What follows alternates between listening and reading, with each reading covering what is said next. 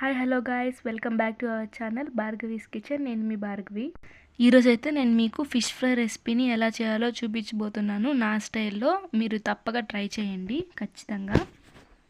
ఇప్పుడైతే మనం ప్రాసెస్లోకి వెళ్ళిపోదాం. ముందుగా ఒక మిక్సీ జార్ తీసుకొని అందులో కొన్ని తెల్లగడ్డలు, కొంచెం అల్లం, ఒక మీడియం సైజ్ ఎర్రగడ్డ, కొద్దిగా కొత్తిమీర, ఒక 2 టీ స్పూన్స్ కారం,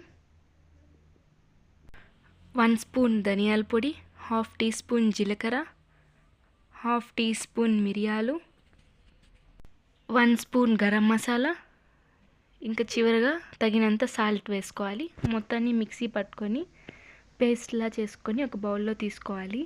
తర్వాత 1 spoon cornflour, 1 spoon rice flour, 2 spoons oil, ఈ 3 వేసుకొని మొత్తాన్ని బాగా పేస్ట్ లాగా మిక్స్ చేసుకోవాలి. కార్న్ఫ్లోర్, రైస్ ఫ్లోర్ వేసుకోవడం వల్ల ఫిష్ ఫ్రై అనేది చాలా బాగా వస్తుంది క్రిస్పీగా. ఇప్పుడు ఒక్కొక్క చేప ముక్కని తీసుకొని మసాజ్ చేస్తున్నట్టు మసాలాని బాగా పట్టించాలి.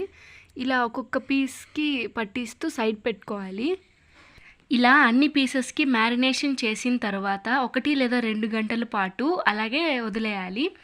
లేదు మీకు అంత సమయం లేదు అని అంటే కనీసం అరగంట పాటైనా మ్యారినేషన్ చేయాలి. ఇప్పుడు స్టవ్ మీద ఒక పెనం పెట్టి అందులో 4 నుంచి 5 స్పూన్ల ఆయిల్ వేసుకోవాలి. తర్వాత ఆయిల్ని వేడి చేయాలి. ఆయిల్ హీట్ అయిన తర్వాత మనం ముందుగా నానబెట్టుకున్న ఆ ఫిష్ పీసెస్ని ఆయిల్లో వేసుకోవాలి ఒక్కొక్కటిగా.